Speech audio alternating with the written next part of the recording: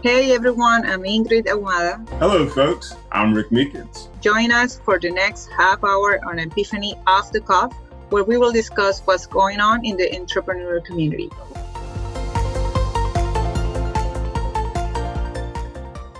Hello, here we are again. We are having a great guest today. This is Maeghan Duckett. You are going to be amazed what we have for you guys today. This is our 12th episode right now, and we are going to meet and understand what all this journey has been for Maeghan. And I know that you guys are going to learn about a lot about her. So Maeghan, welcome. How are you today? Thanks for having me. Man, I am good. Wow. How are you today? What did you say? How are you today? I was asking to Maeghan. I'm doing good. I can't complain. I'm happy to be here. Happy to chat with you guys. Thank you for having this time. I know that you're like pretty busy with all your business and your wedding planning, that you're going to tell us more about it later. Yes. So excited. 5 days away. 5 days away. Wow. Congratulations. Thank you. Thank y'all so much.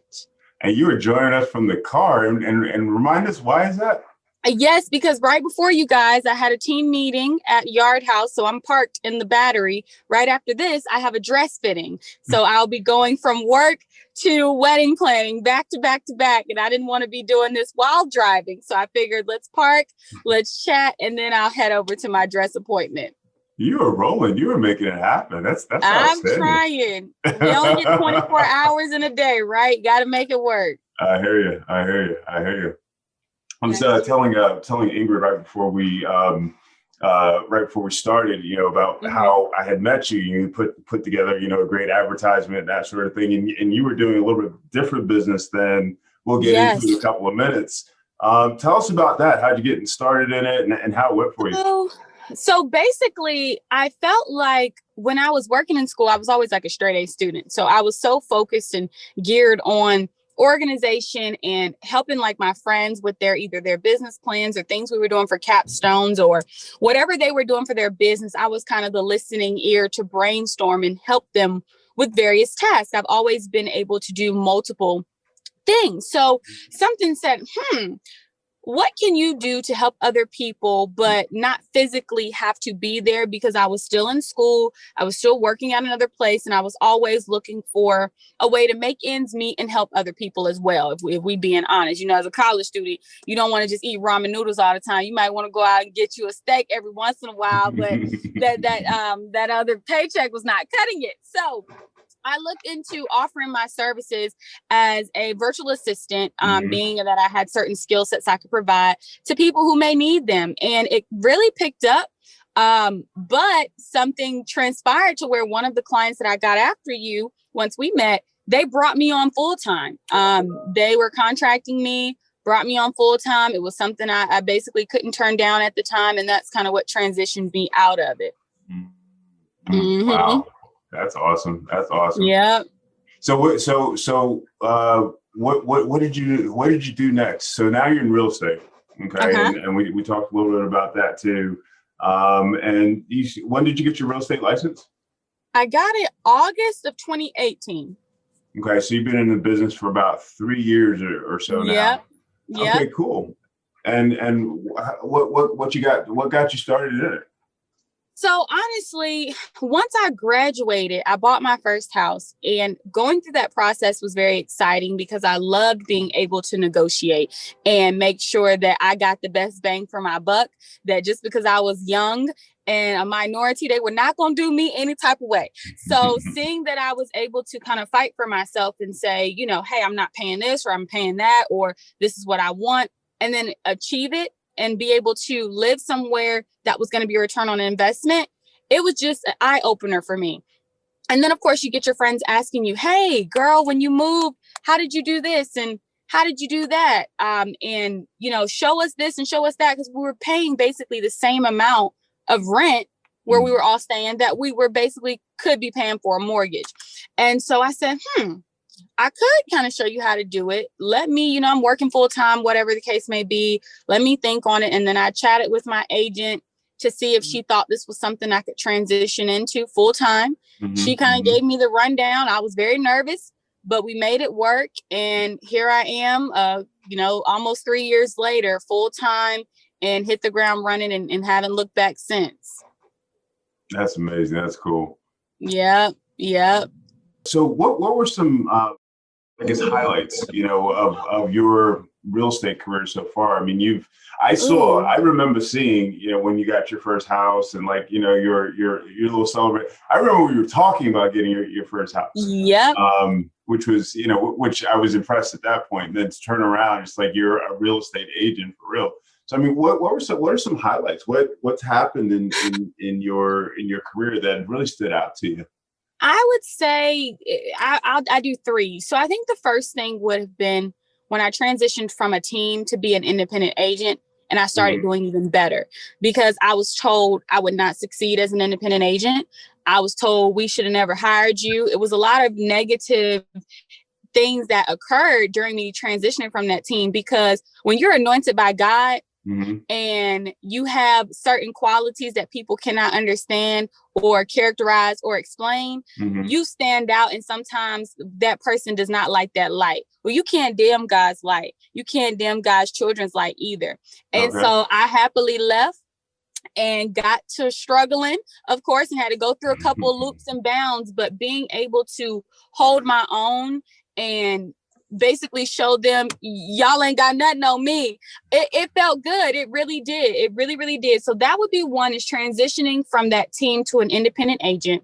The second thing would be expanding to be able to work with other people as a team and grow, because as one person, you can only do so much. When you have a team, you're able to smoothly do so much more, and you don't even realize how you're impacting other people through God's anointing, because now he's connecting you with the right people to take them a certain place and to take you a certain place. And the third thing, I'm not going to lie, would be my numbers. The proof is in the pudding. When you look back to see me go from no clients to have helped over 60 families and sold millions in real estate, it's amazing. I made top 5% last year out of all the agents in Atlanta communities. It's 1,500 agents.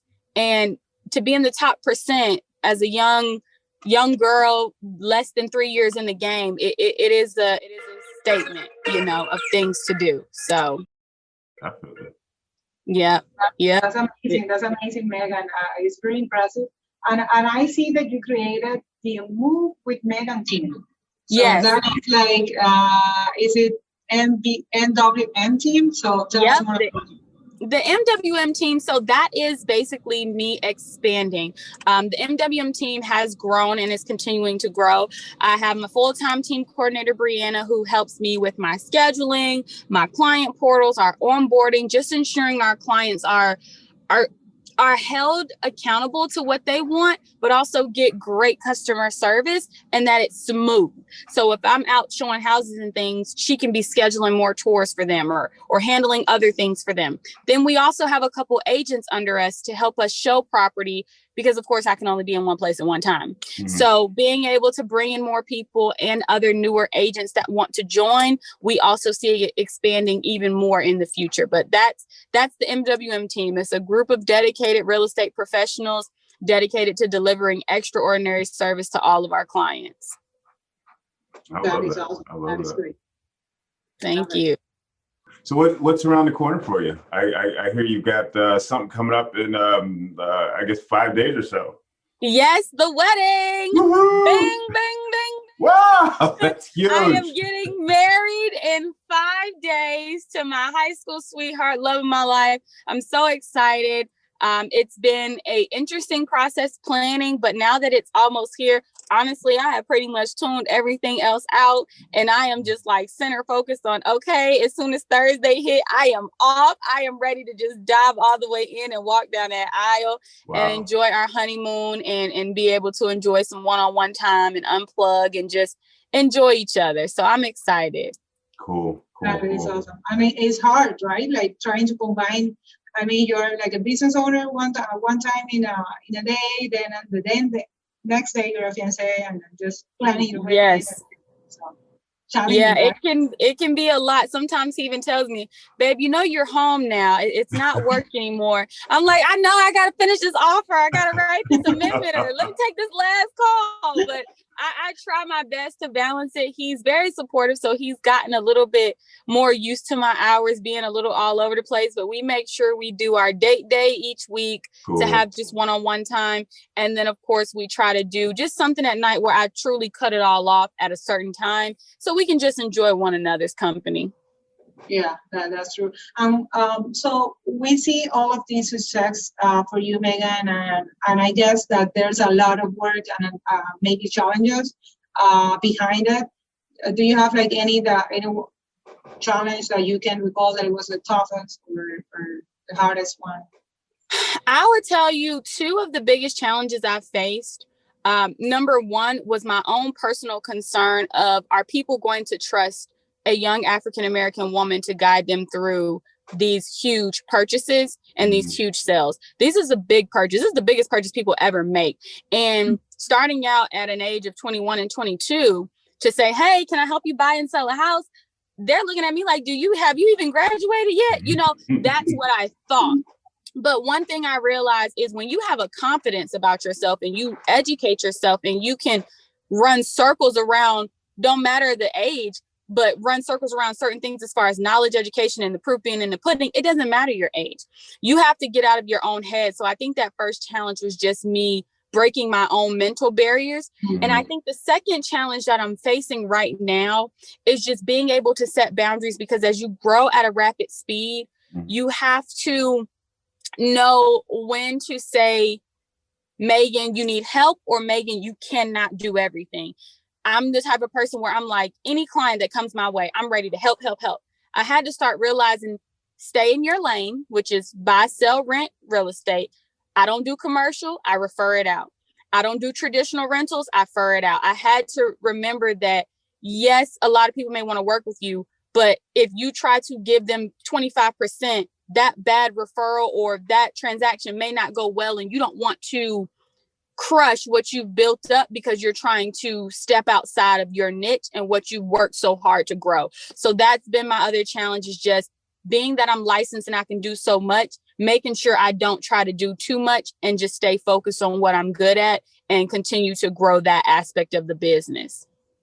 Wow, that's great. That's great. Yeah, I think that what you just mentioned is it reminds me of like when you hear entrepreneurs and when you listen to entrepreneurs, there is always, when you ask for the challenges, it's always like about the personal side of it more than the business side of it, because as you said, from the business side, you can find someone that can help you, even someone that knows more than you or that have more experiences than you.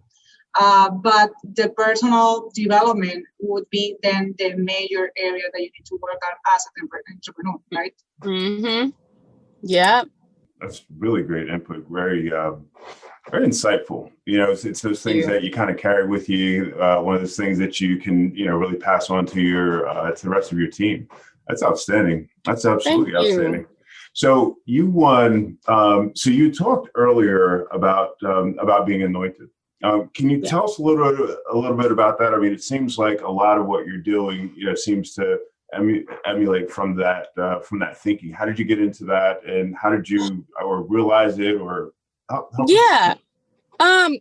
I'll say it started before I was born. My parents didn't think I was going to make it. They had told them, the doctors had told my mom or something that I wasn't even breathing. Then they got a second opinion, then third opinion, whatever. And then I happened to be fine. So I was quote unquote their miracle baby, because my mom had been trying very, very hard to have a child. And then boom, here I came, the miracle child, Meaghan, they were waiting on.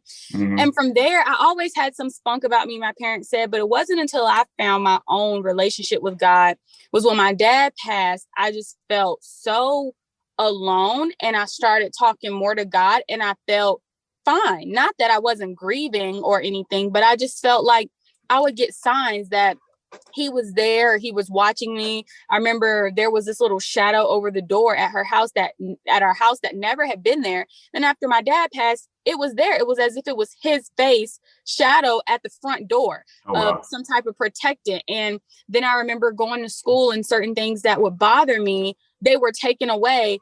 and there was no explanation for it. And the God I serve is somebody who he will have you looking like, wait a minute now, how you do that? And then you have no explanation because it's all him. So then I got a little older and started working on certain things like the get in my house and get in my car. There is no way I couldn't have did that without God setting it up, because I went from working part-time to not having much work history. The lender worked it out to be able to get me a house where I'm not overpaying, but I wasn't really working a full-time job before a hot minute, and then turn around and quit my job and not miss a payment. Now that's God. You know what I mean? It's just things like that when you start realizing how are you maneuvering through life, and the problems that you have are not even problems, because when you look at it, it's like it could have been worse, or you already know it's going to be handled because of the God you serve. And that's just one thing. It's like anytime I felt low, boom, there's a solution as long as I'm patient, as long as I listen, and as long as I continue to do right as far as tithing, do right by people. I ain't perfect, so I'm not saying I don't sin, but it's just like when you truly do think about him and realize, hey, I'm gonna give you this problem. He watches how we handle the problems and he takes over. And there's no way in a pandemic, my clients out here buying houses and I'm helping 40 plus families in 1 year. I mean, that is mind blowing. Like less than 3 years and I'm making millions and millions and millions in sales that some agents haven't done in multiple years. That's God. And I remember a conversation I had with a lady that I used to look up to, who her business had crumbled.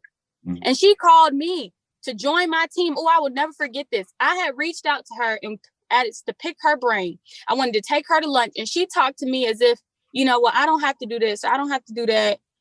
Business just comes to me, as if she couldn't really give me any insight, and that I was kind of beneath her and I should figure it out on my own. That's the vibe I took. And then a year later, she came knocking on the door. Meaghan, how are you doing this? How are you doing this? And how can I be involved? Well, first you need to pray, because you might have something going on. If your business done crumble like this, you need to talk to God, because my thing is, I manage the business, but he's the CEO. So whatever he's telling me to do, I'm going to do. And I don't worry about the problems anymore. And that's how that anointing came, as far as just knowing that I can talk to him and he'd be there, and how he's always carried me even when I didn't see it. And that's another thing about God. Even when you're not doing right, or even when you don't necessarily see him working around you, boom, he hits you smack dab in the face to show you, I've always been there. Look back. And it's just a beautiful thing. And it makes you go even harder for him. I remember another time I was supposed to tithe, and I also had a bill. And I said, Lord, how I'm going to do both? How I'm going to tithe to the church and pay this bill and go on this trip to Cancun? I said, one of these three things ain't going to work. And I kid you not, I tithed first. The next day, I got an interest refund from my mortgage company with the money I needed for my bill and to go to Cancun. All he wanted me to do was be obedient. Wow. That's it. And when you're obedient with a little, he can multiply. That's when I was making less than what I make now. We ain't gonna talk numbers, but I was making less than what I make now. And for him to be able to trust me with the little, he consistently increased it. And I do the same thing, whether I get a $5,000 commission check or a $50,000 commission check. I'm tithing 10% to the church first. It's no questions asked. That's top. And that's because he don't need our money. He don't need anything from us. He blesses us because he chooses to, and he wants other people to see his light in his children. So I know that was a lot, but I can't talk about the Lord shortly. So I hear you. That's trust. That's part of the success, right? So it's your faith. Yeah. Wow. Yep. Wow. That's awesome. That's a story of trust. I think sometimes, we as entrepreneurs, we're on that side of the spectrum. It's like, oh God, please help us to make. But you're telling stories about how God, really stepped up and opened doors for you, created opportunities for you. When I had emailed you to be on the show, I mean, my thinking was like, hey, I remember back when, and I see where you are right now. Would you say how would you say that your journey has been, primarily or completely faith driven? I would definitely say primarily, but I think also something that has driven me is to be able to prove that I wasn't. So in high school, I was looked at as the child that was well taken care of. Things came easy. I made straight A's. I got along with teachers. So it was always as if people felt like things were just handed to me. So part of my drive came from people seeing, yes, I may be likable and that can take me somewhere, but something that has to be done is hard work. And one thing that people realize when they get into real estate, this is hard work. Nobody is dropping leads in your lap. Nobody is forcing people to work with me. Nobody, I have to make myself get up. Nobody's telling me to get up in the morning and do this and do that. And you know, go here, go there, talk to this client, talk to that client. It comes from a thing of making go harder, go harder, go harder. Show people that you have something to prove and you don't have to have anything handed to you on a silver platter, and you never did. And that's one thing that really drove me. And then once it happened, it's like, they'll know when they get in real estate, they'll know it ain't easy. You know, they'll know. But that was where my drive truly came from in the beginning, was just feeling like people thought I was always entitled, or I never really had to work for something because they couldn't understand the ease of why I was doing so well. And the ease came from being disciplined, being dedicated, and being grateful to God, because he don't want us to struggle. That's another thing people don't understand. He, in the Bible, he wants us to be wealthy. He wants us to enjoy. He don't got in there, he want us to struggle. He don't. Will life challenge you? Yes. But does he want you to struggle? No. So that was part of it too. Definitely faith driven, but also a little bit of let me prove myself driven as well. And then it just kept going. And lastly, my mom was strict. She did not play. It was go to school, do your work, then you could play. I had a bedroom and a rec room. I couldn't mix the two. So I've always had a sense of separate your work from your play, and you have to do this before you can get a reward. That's always how I was brought up. I would have to tell her every day my high low. I would have to tell her what schoolwork I had and what was completed. And then I would have to tell her what is something I wanted to do once this is done. So I've always operated in a step, step, step, then you're rewarded. Step, step, step, then you're rewarded. Awesome. That is awesome, Meaghan. How do you think it can be? I mean, how do you envision the next, let's say, 3 years from now, or the first year, 3 years in the business? And I would say business, and I would say personal side as well, because we have definitely decided that, I mean, within the conversation, of course, that personal side is part of your business. So how do you envision to be on the next years to come? So I definitely see expanding the team to where I can be a little bit more hands-off.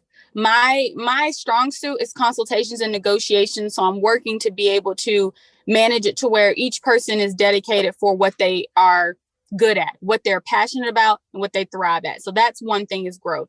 Second thing is some investment properties. I definitely want to get into some investments, working with some clients to help them get into rentals and rent to own, because some of these programs, they're just not working for some of my clients. I really want to help the people who need to work on credit, work on down payment. And I have something where I can provide them with the capital to then be able to do it at a different pace and not be charged all this interest. And the third thing personally would be to just make sure that I always create time for me time, whether that's a vacation or spa time or with Chad. And then I also want to work on some babies. I'm trying to be pregnant in the next couple of years or so, wobbling around here, putting up together a nursery, you know, and all that, because that one dream of mine has always been to be a mom. And so I look forward to tying this knot, and then also making sure that I get that going as well. I don't know what all I can say, but we just gonna say that. You did good. I think we got it. I think we got it. Thank you. But yeah, that's what I see. That's outstanding. One other thing you did that comes to mind was you wrote a book. Oh, I sure did. Yes, you did. You want to tell us a little bit about? I read the book. Okay, thank you.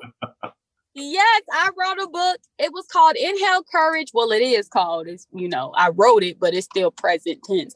It's called Inhale Courage, Exhale Fear. And I think that's one thing I was always trying to do and encourage people to do, is just inhale courage exhale out the fear. The book was basically touching on different things about everything is kind of a mental.